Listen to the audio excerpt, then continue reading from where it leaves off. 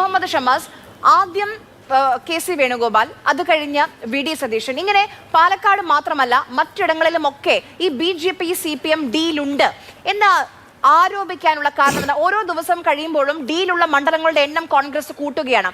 എന്താണ് അതിന് പിന്നിൽ?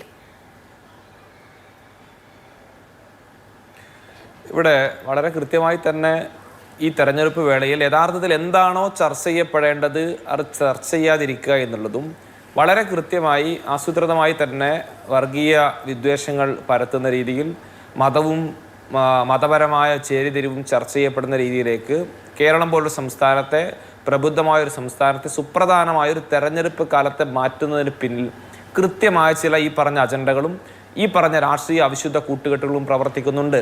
കേവലം ഒരു യാദൃശികമായ പ്രസ്താവനയായിട്ട് ഗോപാലകൃഷ്ണന്റെ പ്രസ്താവനയോ അദ്ദേഹത്തിൻ്റെ പ്രതികരണമോ അദ്ദേഹത്തിൻ്റെ പരാമർശമോ നമുക്ക് നോക്കിക്കാണാൻ വേണ്ടി കഴിയില്ല. വളരെ കൃത്യമായി ആസൂത്രിതമായ ഒരു ചർച്ച ഉണ്ടാക്കുക എന്ന രീതിയിലേക്ക് തന്നെയാണ് ഈ പരാമർശങ്ങളൊക്കെ BJP നേതാക്കളുടെ ഭാഗത്തു നിന്ന് വരുന്നതും അതിനനുസരിച്ചുള്ള ചർച്ചകൾ ഉയർന്നു വരുന്നു, വിവാദങ്ങൾ ഉയർന്നു വരുന്നു.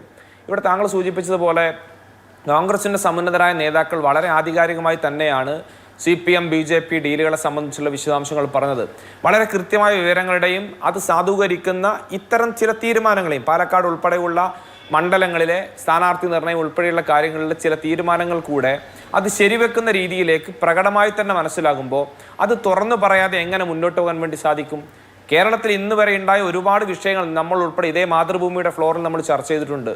അത് ഈ പറഞ്ഞ PM ശ്രീ ആണെങ്കിലും മറ്റ് നിരവധി കേന്ദ്രാവിഷ്കൃത പദ്ധതികളെ നടപ്പിലാക്കുന്നതുമായി ബന്ധപ്പെട്ടാണെങ്കിലും CPM നേതാക്കളും അവരുടെ വിവിധ വിഷയങ്ങൾ സംബന്ധിച്ചുള്ള കേന്ദ്ര ഏജൻസികളുടെ ഇടപെടലും, അത് പിണറായി വിജയന്റെ ലാവലിംഗ് കേസ് മുതൽ ഇങ്ങോട്ട് കരുവന്നൂരിലെ ബാങ്ക് തട്ടിപ്പുമായി ബന്ധപ്പെട്ട വിഷയങ്ങൾ ഉൾപ്പെടെ ഏറ്റവും ഒടുവിൽ ഈ പറഞ്ഞ ശബരിമലയിലെ സ്വർണ്ണക്കൊള്ളയിൽ ഉൾപ്പെടെ CPM നേതാക്കളെ രക്ഷപ്പെടുത്താനും അവർക്ക് വേണ്ടിയുള്ള പരസ്പര ചില ഡീലുകൾ നടക്കുന്നതുമായി ബന്ധപ്പെട്ട വിശദാംശങ്ങൾ നമ്മളെല്ലാം പലതവണ ചർച്ച ചെയ്തിട്ടുണ്ട്.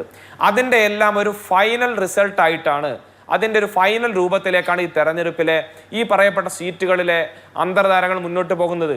എന്തിനു വേണ്ടിയിട്ടാണ് ഇങ്ങനെ ഒരവസ്ഥാവിശേഷത്തിലേക്ക് കേരളത്തെ കൊണ്ടെത്തിക്കുന്നത്? പിണറായി വിജയനെ സംബന്ധിച്ച് ഇനി ആരെ എന്ത് സമീപനം സ്വീകരിച്ചിട്ടാണെങ്കിലും കേരളത്തിൽ വീണ്ടും അധികാരത്തിൽ വരണമെന്നൊരു ചിന്തയ്ക്കപ്പുറത്തേക്ക് അദ്ദേഹത്തിന് മറ്റൊന്നുമില്ല. അതിനേത് വർഗീയവാദികളുമായി കൂട്ടുകൂടും, അതിനേത് വർഗീയ പ്രസംഗകരെയുമായി ചേർന്ന് നിൽക്കും, അതിനെന്ത് തരം താണ നിലവാരമില്ലാത്ത വർത്തമാനവും പിണറായി വിജയനും കൂട്ടാളികളും ഈ പറഞ്ഞ CPM നേതാക്കളും പറയും. അത് ഓരോ ദിവസവും കൃത്യമായി പ്ലാൻ ചെയ്ത് പുറത്തു വന്നുകൊണ്ടിരിക്കുന്നു.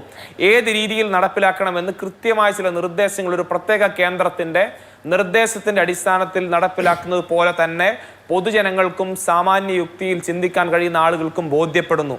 അതല്ലേ കേരളത്തിൽ നടന്നുകൊണ്ടിരിക്കുന്നത്? ഏതെങ്കിലും തരത്തിൽ ഇപ്പോൾ BJPയുടെ ഒരു പൊളിറ്റിക്കൽ സ്പേസിനുള്ള അവസരം ഉണ്ടായി കൊടുക്കുകയാണ് CPM ഒരു വശത്ത് ചെയ്യുന്നത്. BJP സാധാരണഗതിയിൽ BJPയുടെ നേതാക്കന്മാരുടെ ഭാഗത്തുനിന്നും അവരുടെ രാഷ്ട്രീയ നിലപാടിൻ്റെയും അവരുടെ പ്രതികരണങ്ങളുടെയൊക്കെ ഭാഗമായി മുൻപ് കാണിച്ച രീതി തന്നെ തുടരുന്നു. ഏതെങ്കിലും രീതിയിൽ BJPയിൽ നിന്ന് വിശാലമായ മതേതര കാഴ്ചപ്പാടോ ജനാധിപത്യ ബോധമോ ഈ പറഞ്ഞ മതത്തിൻ്റെയും ജാതിയുടെയും അതിർവരമ്പിൻ്റെയൊക്കെ അപ്പുറത്തേക്കുള്ള ഒരു സെക്കുലർ മനോഭാവമൊന്നും BJPയിൽ നിന്ന് നമ്മളാരും പ്രതീക്ഷിക്കുന്നില്ലല്ലോ.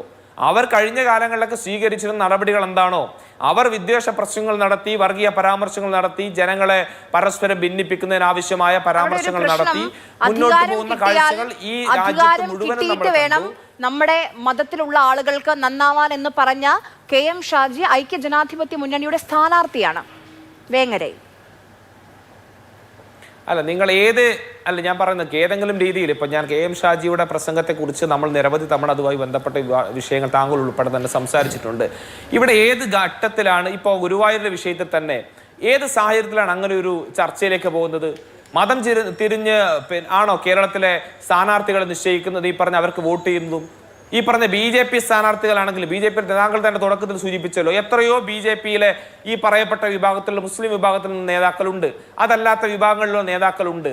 എന്തുകൊണ്ട് അത്തരമൊരു ധ്രുവീകരണത്തിനുള്ള വേദിയായി ഈ തെരഞ്ഞെടുപ്പ് മേഖലയെ മാറ്റുന്നു? അടിസ്ഥാനപരമായി നിരവധി വിഷയങ്ങൾ ഇവിടെ ഇടതുപക്ഷത്തെ താഴെ ഇറക്കേണ്ടി വരുന്ന, ജനങ്ങൾ വലിച്ച് താഴെ ഇറക്കുന്ന, അധികാരത്തിൽ നിന്ന് പിണറായി വിജയനെയും കൂട്ടരെയും താഴെ ഇറക്കുന്ന നിരവധിയായ വിഷയങ്ങളുണ്ട്.